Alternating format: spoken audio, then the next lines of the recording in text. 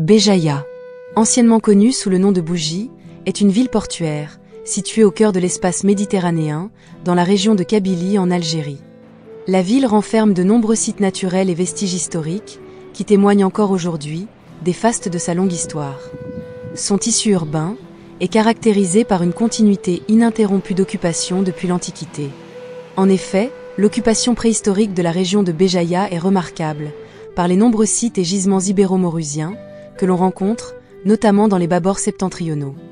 Sous forme de semis d'industrie de plein air ou d'habitats d'abri sous roches, ces gisements ont livré de nombreux restes humains, se rapportant à la première nappe d'Homo sapiens d'Afrique du Nord. Voici un aperçu des grandes étapes de son histoire.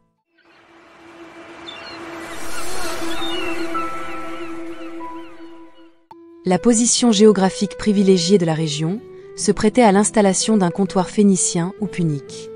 Un habitat phénicien serait attesté par une sépulture, dont la chronologie demeure cependant à contrôler. Un culte à Saturne, fortement marqué par la tradition autochtone, y est connu. C'est en 26 avant Jésus-Christ que le Romain Octave y fonda la colonie Julia Augusta, Saldantium, Septimanae Munis, pour les vétérans de la Légio VIII, Augusta. Au moment de la constitution de la colonie, cette région n'aurait pas encore appartenu à l'Empire, mais elle se serait trouvée à la frontière du royaume de Juba II. Ce n'est qu'en 42 après Jésus-Christ que fut créée la province de Maurétanie césarienne. À la suite de la réforme de Dioclétien, le territoire de la ville devint partie intégrante de la Maurétanie sitifienne. Le ravitaillement en eau de la ville était assuré par un aqueduc qui captait la source de Toudja, sur la flanc du massif d'Akfadou, à 16,5 km à l'ouest de Saldai. Une célèbre inscription de Lambèse nous renseigne sur les péripéties liées au creusement du canal pour le passage de l'aqueduc. Selon les thèses traditionnelles, l'aqueduc aurait constitué un exemple d'ouvrage de génie civil réalisé par la main-d'œuvre militaire.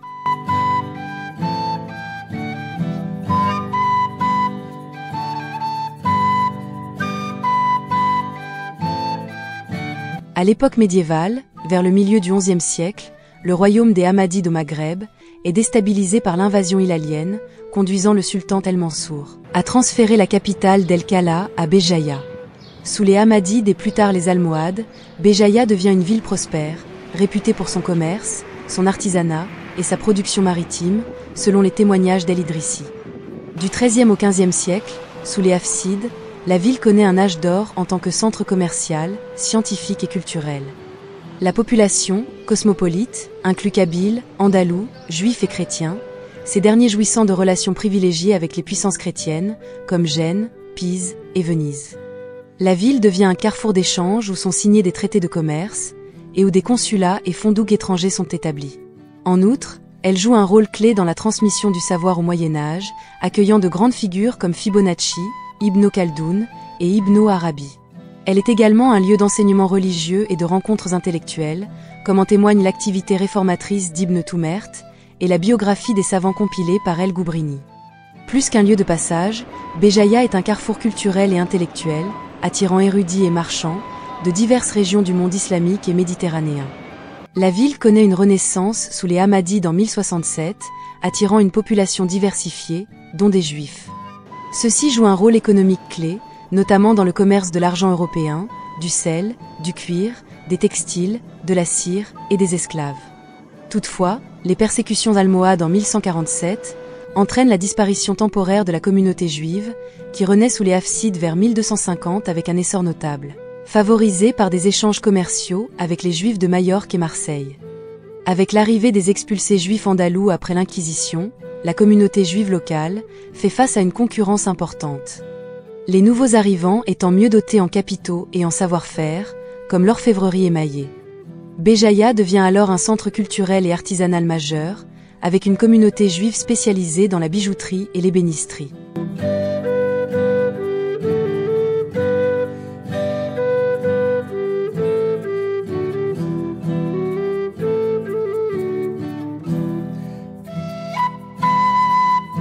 Pendant la période espagnole et ottomane, au milieu du XIVe siècle, fut marquée par la recrudescence de la course. Selon Ibn Khaldoun, les bougiotes ne tardèrent pas à se signaler parmi les corsaires les plus redoutés des marins chrétiens. Voulant établir des comptoirs de type colonial sur la côte algérienne, les Espagnols sur la lancée de la Reconquista, en 1510, la ville est prise par l'Espagnol Pedro Navarro. Les palais hamadides sont détruits, et le sultan de Béjaïa Abderrahmane est poussé à la fuite. Les Espagnols persécutent fortement la population. Ils organisent à partir de cette position des razzias dans l'arrière-pays. Les conquérants soumirent les habitants aux lois de l'Inquisition espagnole en vigueur. La plupart des habitants de Béjaïa fuient, et la ville se trouve vidée. Ils se divisent. Les uns trouvent refuge à Gigel, tandis que les autres retrouvent le sultan Abderrahmane de Bougie, sur les monts des Bibans, où sa dynastie fonde un petit royaume autour de la Kala'a des Beni Abbas. Cependant, la ville ne se rétablit pas des assauts. Attaqués en 1512 par Harouj Barberousse et les Berbères, les Espagnols résistent et se maintiennent jusqu'en 1555, dans des conditions difficiles. Car la ville est continuellement bloquée par les autochtones. En 1541, la ville reçoit la visite de l'empereur Charles Quint, élu empereur du Saint-Empire romain germanique en 1519. Charles Quint est le monarque chrétien, le plus puissant de la première moitié du XVIe siècle. En 1671, la ville est visée par les Anglais, conduits par Édouard Sprague, qui la bombarde, pour faire cesser les attaques corsaires contre leurs navires. En 1555, Salah Raïs, avec l'aide de contingents kabyles alliés, assiège la ville et oblige le gouverneur espagnol, Don Alfonso de Peralta, à capituler. Béjaïa devient une redoutable ville berbéro-ottomane de corsaires. En 1823, les populations des Bibans et de Béjaïa se soulèvent et s'emparent du caïd de la ville.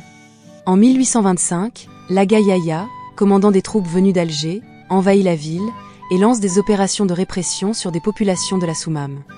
Des Kabyles de Béjaïa se joignent aux Turcs pour soumettre les tribus en révolte. L'Aga Yahya, chef militaire de la Régence, ne parvient pas à soumettre la région. La ville reste ensuite tributaire de la Régence d'Alger jusqu'en 1830. Avec les Ottomans, Béjaïa perdit son statut de capitale, même si elle continua encore à jouer son rôle très important de chantier de construction navale.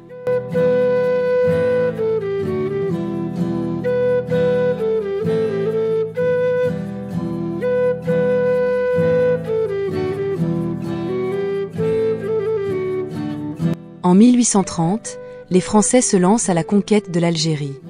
Au début, l'expédition est dirigée contre Alger, mais très tôt, les envahisseurs cherchent à occuper l'ensemble du pays, contre laquelle sont dirigées plusieurs expéditions.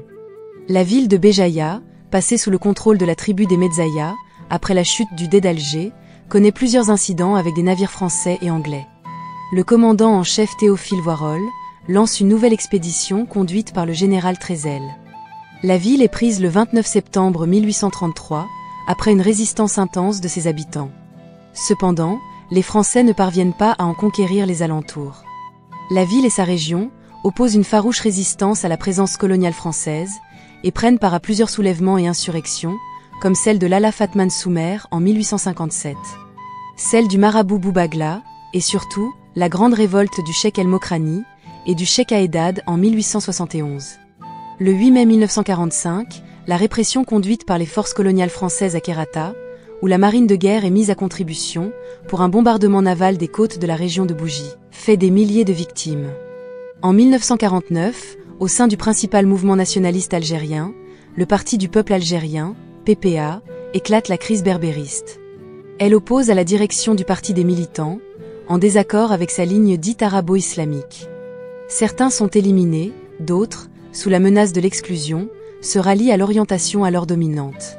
Pendant la guerre d'indépendance algérienne, l'organisation du FLN et de l'ALN crée pour la première fois un territoire administratif kabyle, la Wilaya 3.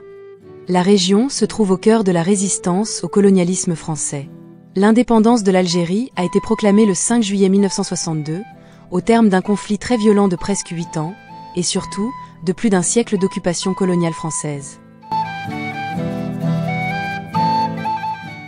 DZ Spot vous remercie pour votre attention. Vous avez aimé cette vidéo? N'hésitez pas à vous abonner et à actionner le pouce bleu.